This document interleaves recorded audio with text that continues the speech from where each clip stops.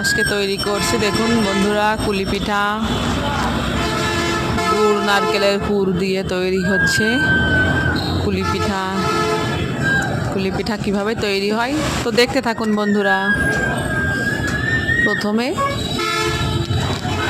একটা আটার ডো বাটির আকারে তৈরি করে নিয়েছি।